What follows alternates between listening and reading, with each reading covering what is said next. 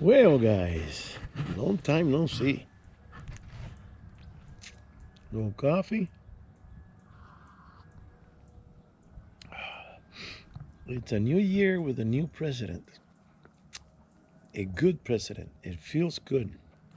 It really does. Now, I want to make a few points. Even though Trump is my favorite president after Reagan,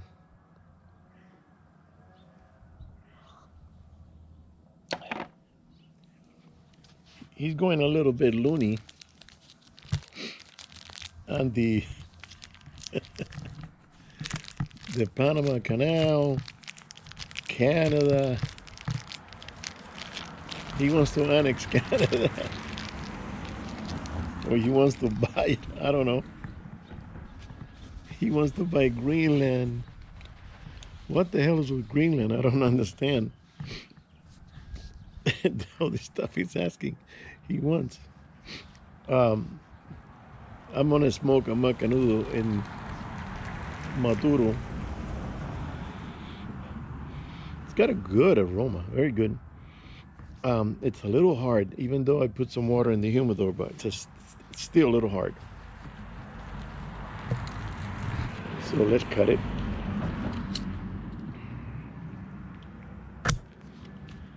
Oh.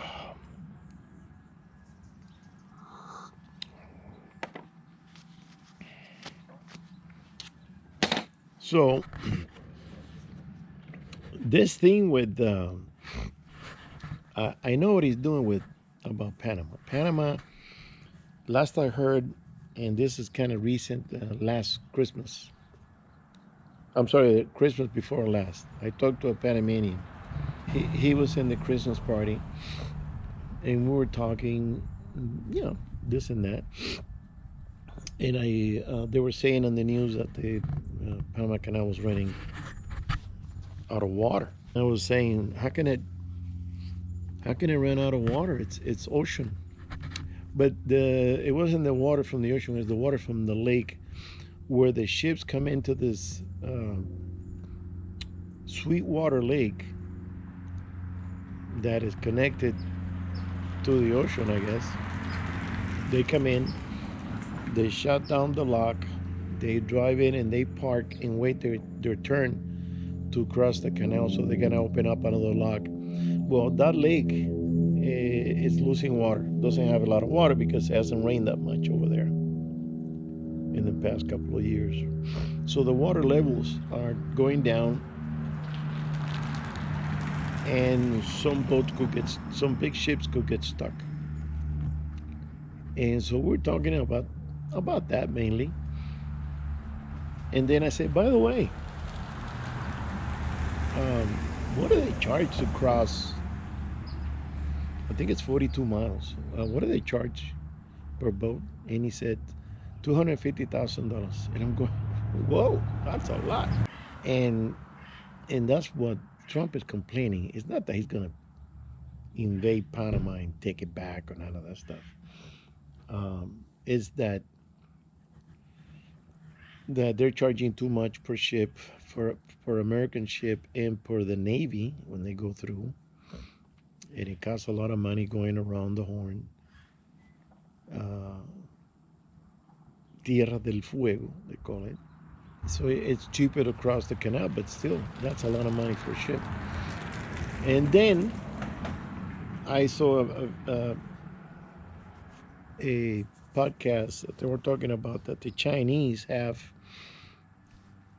ports that they own on the each side of the canal.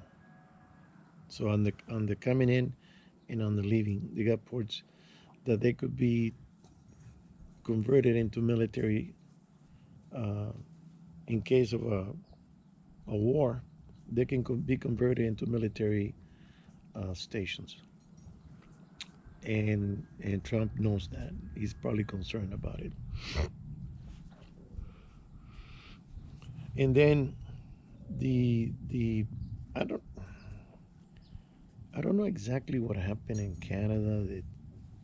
The prime minister, did he quit or did he resign? And I haven't really followed. I just heard a rumor, but I haven't really followed through on that. And then when he said that Trump said he wanted to buy Greenland, I'm going, what the hell? What? Whoa!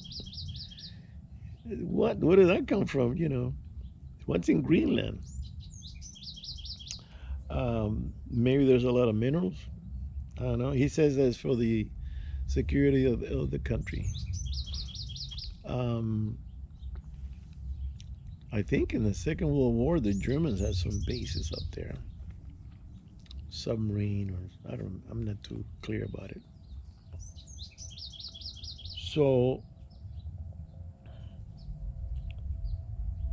I want to, I want to touch base on what happened with the fires. Sad thing what happened with the fires. Those poor people. I mean,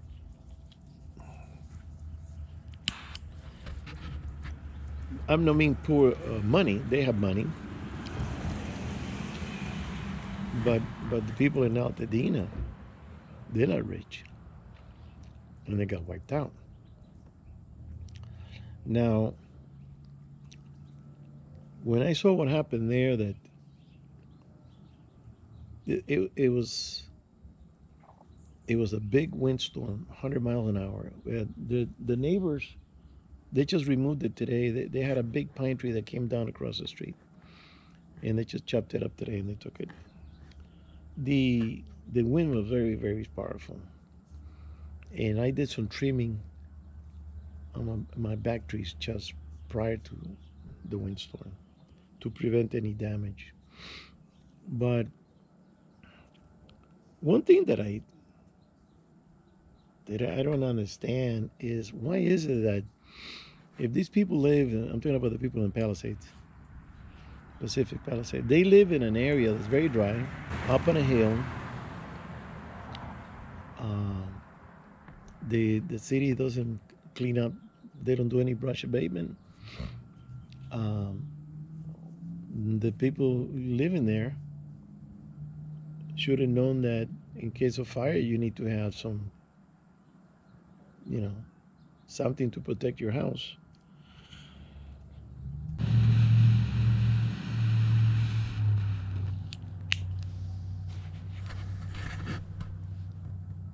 All these people with lots of money, they're movie stars and TV stars and, actresses and such. They made a lot of money in their business. Good for them. But how come they didn't invest any money on protecting the house? Now you go see on TV, because you can't go in there still, but you see all these houses burned to the ground, and most of them have pools, and the pools are full of water. There was a guy here in Glendale, I think it was. I think it was an Armenian guy, and there was another American guy, and I think it was Glendale, or back close to where those fires were. He protected his house with a $130 pneumatic pump from Harbor Freight and a 1 1/4 or 1 1/2 inch hose. And with that, he took care of his house and the both neighbors on each side. The Armenian guy took care of the neighbor's house in the back. He would just look through the fence. There was a board missing. He put the hose through there and wet everything, because he was pumping water out of his pool. And if they would have done that, some of these guys, I know that some of them were out of town. Nothing you can do about that. But they were the people that were there that they had to run. If they would have had that setup going, all they had to do is bring it out to the pool, fill up the tank with gas, and have some spare gas, because the tank is small. I think it's half a gallon. So you gotta keep pouring. You can get a bigger pump that has a gallon, bigger tank. And they just drop the sucking hose in the pool. And the pool will give you, depending on the size, it will give you. Okay, let me give you some numbers. If the pool has 20,000 gallons, you have 4 hours of pumping time, because the pump will pump about 5,000 gallons per hour, and you don't have to be pouring water constantly. All you have to do is keep your house wet. So you wet it, you wet the brush, you wet the whatever it needs to be wetted, the cars maybe, and then you shut it down and wait another half hour, because the embers are flying around, and if it lands on a wet house, it's not going to catch on fire. If it lands on a wet brush, it's not going to catch on fire. All you have to do is keep it wet, and then if there's a fire spot, then you hit that with the hose. And that's what these guys were doing. This guy was an old dude. He was in his late 60s, about my age or so. And he put out the fire. He protected both homes and his. And he said that there were no fire trucks in the neighborhood, in his neighborhood, because the fire trucks were busy up with the big fire up in the hills. So the same way you need a gun to protect yourself in case of a riot or a bunch of criminals or whatever, that the police is not around to help you and protect you, you need to have a weapon to protect yourself. You need to have a water cannon to protect your house in case the firemen are not around, because they're not going to be. They're going to be busy up in the hills. And that's what happened. It is a shame. It is a shame that these people didn't have some sort of fire prevention system like I'm building. Because let me tell you something. When I saw those fires, we had a couple of fires up in the hills back in here, and there was a house a long time ago. It got struck by lightning and it burnt down. There was a lady that fell asleep smoking a cigarette and the house caught on fire. Things like that happen. It could be your neighbor, that even though there's no fires on the hills or there's no wind, but somebody can knock over a candle or whatever. The house next to you is going to catch on fire. And yeah, the fire department is going to show up, but you need to have that hose ready. Speaking of hoses, what I did here, check it out. I took out the old 5/8 hose and I installed a 3/4 of an inch red hose to my 5/8. So you got 3/4 of an inch going into a 5/8. That's creating pressure. The shot from the and I bought this adjustable. It looks like a fire hose thing. It's a little cheapy thing that I got at Harbor Freight for 9 something. It's not the best. There's some other ones on Amazon that go for 20 or 18, or some of them go for 30. It looks like a fire. Right here. What you do is you adjust it, and it gives you. Oh, and I have a valve right here that I can shut off.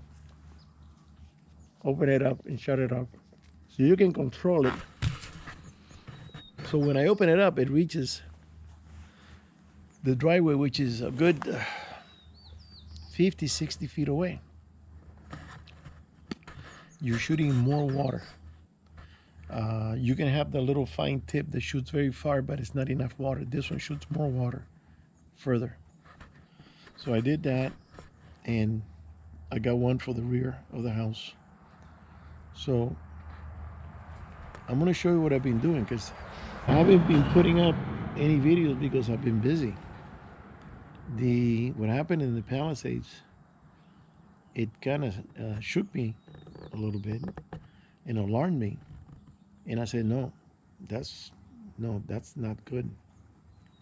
So I told my lady, I said, listen, you're going to think I'm crazy, but I'm going to do a fire protection system for the house. And she knows me. She knows that I come up with some ideas, and she says, let's go. So we went to the store and started buying pipes and fittings and sprinkler heads. But maybe over here you can see it. Let me see. Yeah. See there on top of the roof, that blue thing? And I got pipes running alongside, and I got pipes with sprinklers under the eave all the way down, and it goes around the kitchen area, and it goes down the den into a valve. I got a ball valve, and I'm gonna do the same for the other side of the house. And I just went to Home Depot and I bought a bundle of 1/2 inch. This side has 3/4. It doesn't have a lot of pressure. It's got some pressure, but that sprinkler top on the top, it's kind of killing the pressure because it sprays a lot of water. I mean, all the way around. It shoots the neighbors and half the house.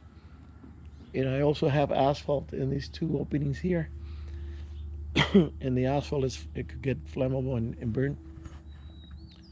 I got slate shingle inside there. So I'll be going up there, and man, I'm sore in my legs.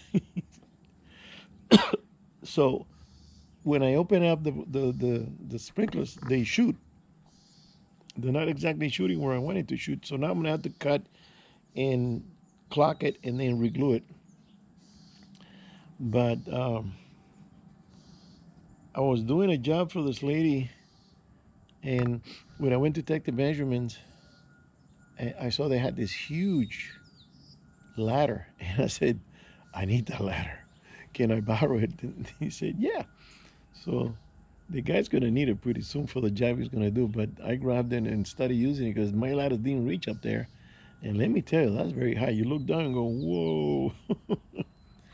And my legs, I took a day off because my legs were just kind of, and then dehydrated, and didn't drink enough water, and then I'm getting cramps in the middle of the night.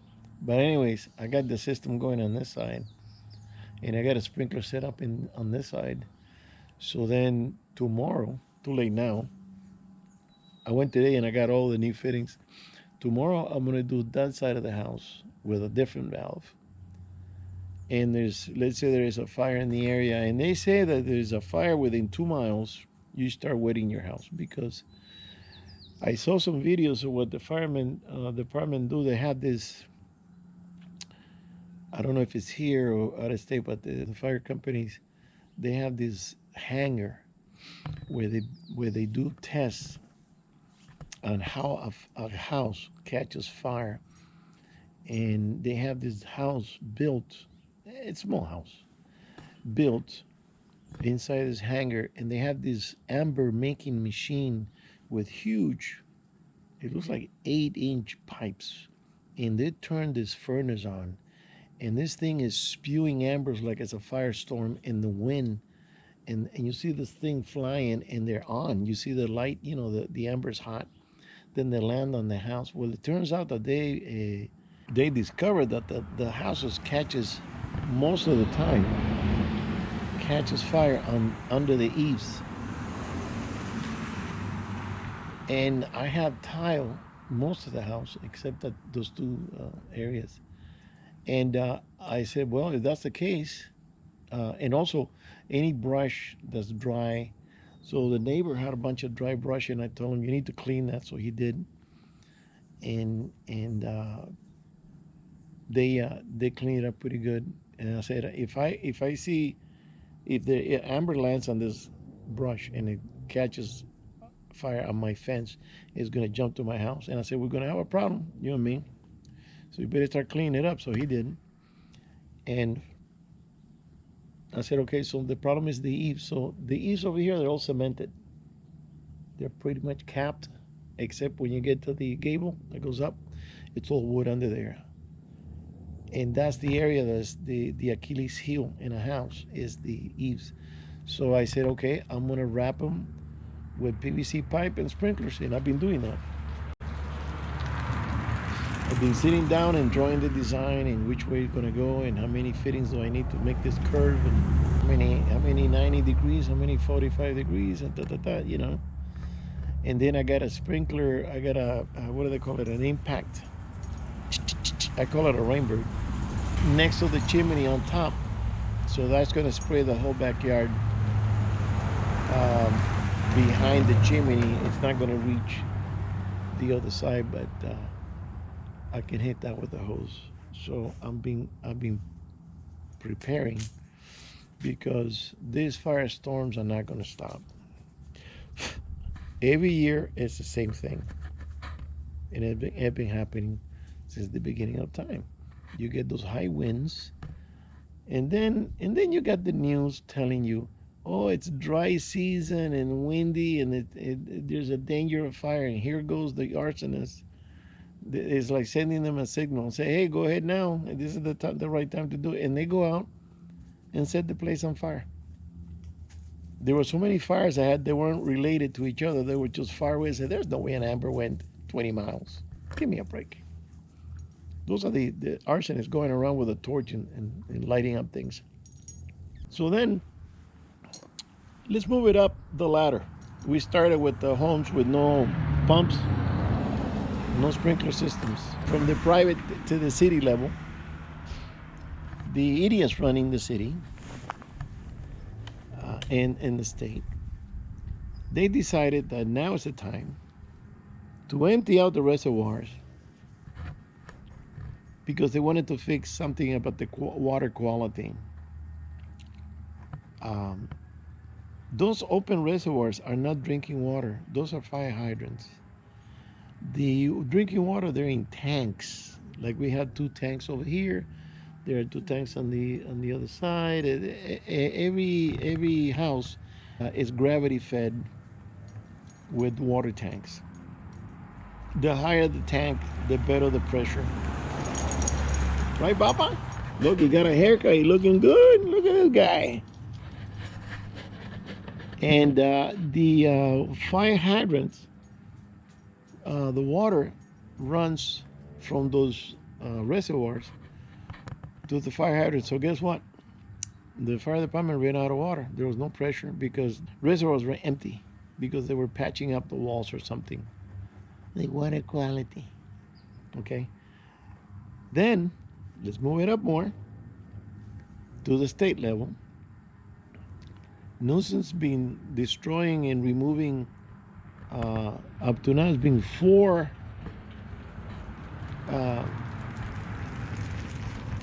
dikes, 4 big dikes, because water should flow, and they didn't want to, so now we don't have a lot of water in storage. And he's been releasing water for this fish. It's a 6-inch fish. I forgot the name now, and it's a bait fish, for God's sake. It's not a goldfish. It's a bait fish, because all these environmentalists are after his case. Oh no, you gotta protect the fish. You gotta protect the fish, and they've been releasing all this water and not sending it down here. So that's another fuck up, that we don't have reservoirs. They've destroyed 4 big dikes holding water that produces electricity, and all because of the stupid fish.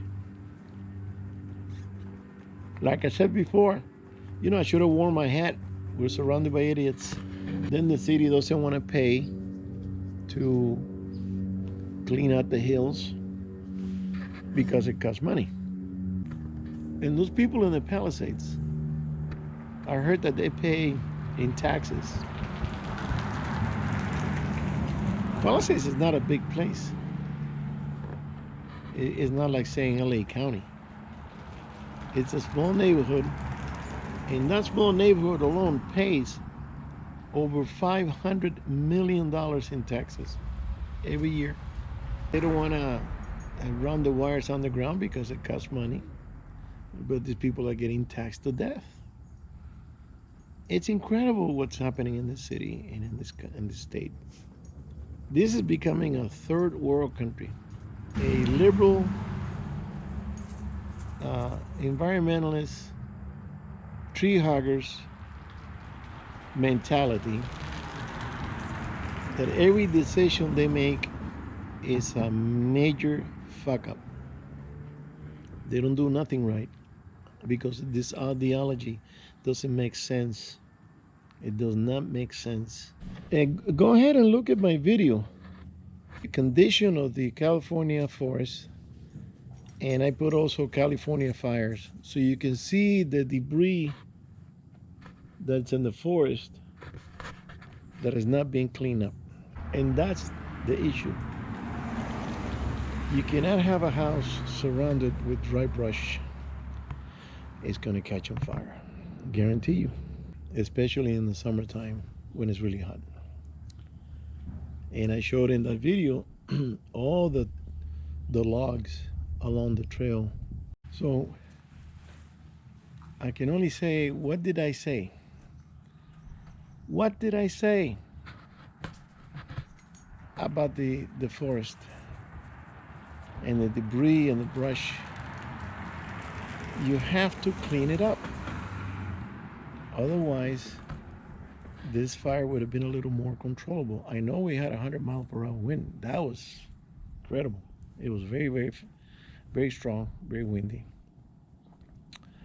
But if there would have been some brush clearings in those hills, it would have been a little more manageable.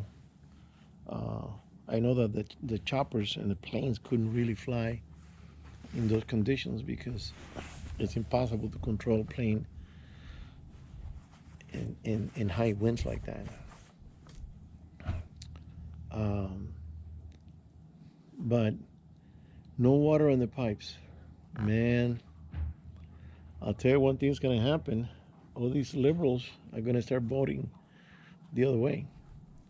They're not going to vote for those environmentalists and stupid ideas and, you know, bad policies that cost them their homes. And I think over 22 people already died. I mean, that's a shame. That is very sad. 22 people died.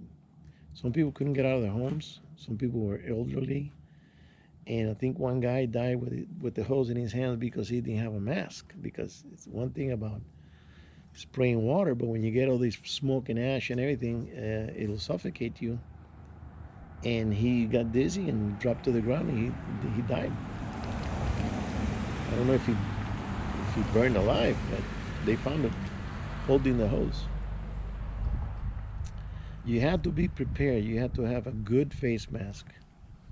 I got the one that has the 2 canisters over here, interchangeable filters and stuff. You can put that on.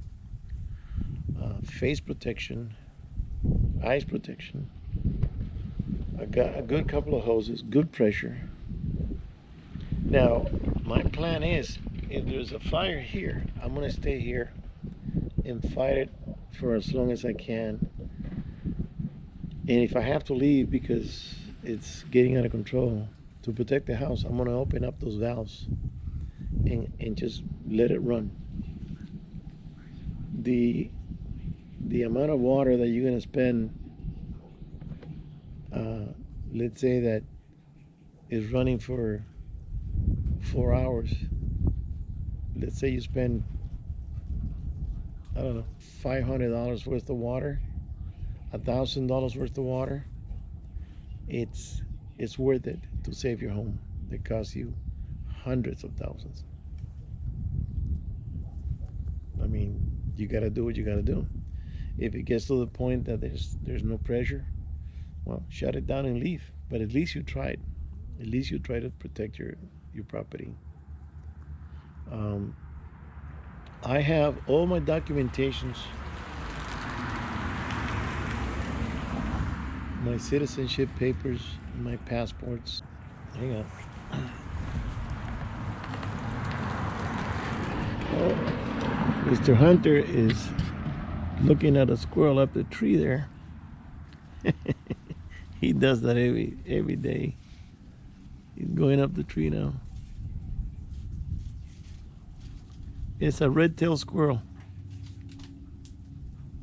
And Papa just locks on. He's looking at him. Hey, you're a bird hunter, not a squirrel. So, you know, the property deeds and all that stuff, your taxes, everything is in a fireproof manila, a type of manila folder, but it's fireproof. Very tight. It's inside a portable safe where there's only paperwork. There's no money there. Money's in the bank. You keep valuables in some sort of a fireproof bag or a small safe. And if there's a fire that you have to run, that's not the time to be going through files and looking at stuff. You have it there ready. Grab it and go. Take some clothing. You should have some food and water. I got a bag with a few bottles of water, a few cans of beans and you know, ham, whatever, just to hold you over until you can settle down somewhere and wait it out. The only thing I don't have is any clothing, but I'm gonna get a bag ready for that. Some emergency clothing and actually we do have a bag, a bug out bag in one of the vehicles. So grab it and go. And just take the and your laptops, because you got a lot of information there. So I told my wife, in case of fire, we're gonna grab both computers and go, and just get out of Dodge. Another thing that happened was that these people got dropped by the insurance, and they were wondering why. Well, think about it from the insurance perspective. They probably have a department to analyze certain areas with their policies. So they heard, probably, they had some investigators find out that the California is dumping water. The reservoir are emptied. They're being emptied for repairs, so they say. No water in the pipes. The brush is not cleaned around those neighborhoods. You don't have to clean the whole mountain range, but just clean the areas where the homes are nearby. And they heard all the stuff that's happening, and they probably say, oh, really? So we're going to be standing holding the bag? I don't think so.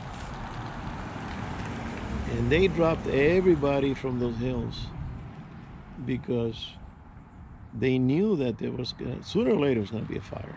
And if there's a fire and those homes are insured by them, they're going to be holding the bag, and they're going to be paying millions and millions and millions. And the insurance companies are in business to make money, not to lose money.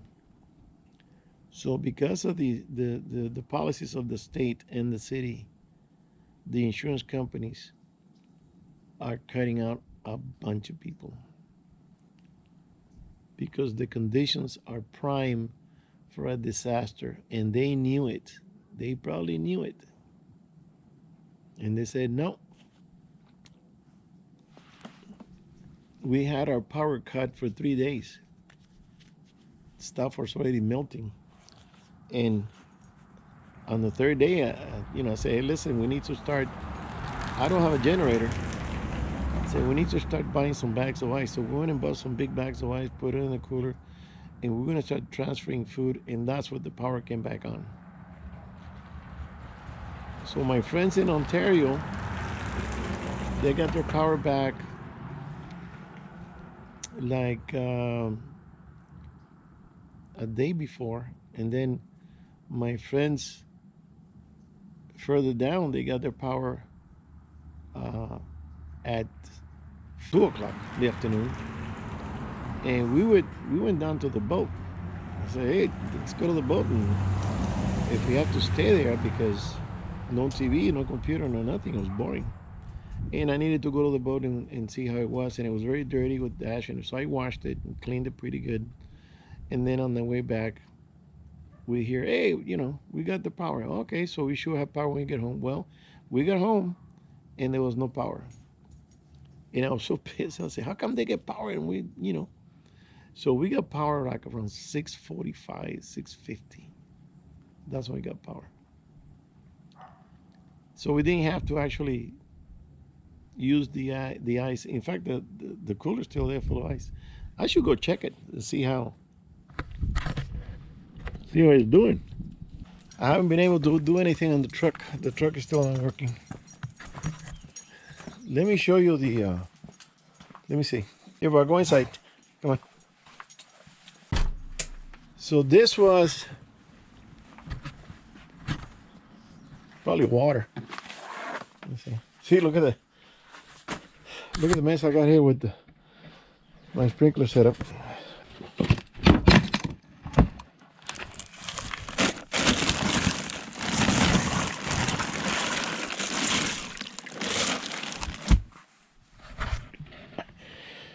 It's all water because it's been there more than a week. I'm gonna do this side here, and this is very high, man. I was getting vertigo. So let me show you what I got done on the other side. And the idea is to have a sprinkler on top. You go, wetting all the vehicles and this brushy area to protect the vehicles and the plastic sheds, and all that's gonna melt away. This is the ladder that I borrow. Is the one that you click here, you pull, and the thing folds and folds and folds. Gonna go way up there. And look at the sprinkler on top there, next to the fireplace. Here's the setup. I got the valve. Let me turn this off. I got the valve here. Turn it on. Goes up and over. This pipe goes up to the sprinkler. This one goes under. The eave wraps around here, and it goes up there all the way down to the other side. And it works. It's just that I don't have a lot of pressure because of that sprinkler, and that sprinkler puts out a lot of water. So maybe I should replace it. I think I'm going to replace it and put something different, give me more pressure for the rest of them, and then the sprinkler can start working. So you gotta do your best to protect the property, because fire department might not be around to help you out. I'm also working on this pavers here that I remove all the gravel and I'm gonna pour concrete. I'm tired of this gravel being kicked around, and I still gotta dig down a little bit, and I got a guy that's gonna help me with the concrete. So I've been busy with all kinds of different things. That's what it is. You gotta do the best you can to protect your property. And the people that has all that money, I'm surprised they didn't do anything. Sooner or later in those hills, you're gonna have a fire. It's a given. So you have to, if you have the money, and spend it, man. That's what money's for. Sometimes these actors are pretty stingy, and they don't wanna spend it. But look what happened. Now you got no home. Now you're renting somewhere, somebody's room or somebody's house. It's sad. It's something that, after you work so long and so hard all your life to gather the things you like, and to gather, you got your memories and your pictures, family, your grandfather, your great grandfather, whatever, or you have rare books like Mel Gibson. He says he lost a book from the 1600s. It's probably an old Bible. He's very religious, and you have, if you have your guns, or if you have whatever. Like me, I got a bike over here. I don't want none of this stuff to get burnt and get destroyed. People say, "Oh, you can buy it again." No, you don't buy it again. When you get to a certain age, you don't want to be spending that kind of money on things. If you have it, you can use it. You already have it. You already pay for it. Use it. But you're not going to turn around and buy everything you had before, because not if you're old, not if you're retired, and you're losing your memories. You're losing your goods. You know, the things that you like to do. If you have a workshop, if you have tools, all that stuff is completely gone, and they're going back, rummaging through the debris to see if they can find something.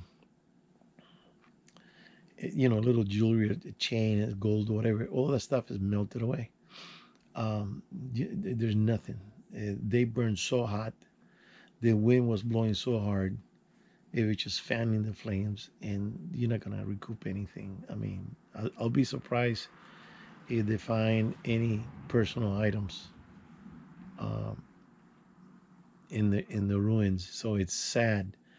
If I was one of them, I'd say, you know what, I'm gonna move to a condo and move. If I can move out of LA, move out of LA, because the policies here, Trump is going to try to squeeze them a little bit so they can change. But the mentality of these people, it's embedded in there, and there's nothing that anybody can do to change these people's mind, and they're going to keep messing up and messing up, and you're paying for it. Your relatives are dying, they're getting burnt alive, and they're not going to change. Nobody wants to take the blame now. Everybody's pointing fingers. Oh, global warming, bullshit. Global warming. Global warming didn't empty the reservoir. Okay, global warming didn't have water, prevent water in the pipes. Global warming is not diverting water, river water out to the ocean because of a stupid fish. It's people doing that. Liberals, they're the ones screwing up the state, not the global warming. It's all bullshit.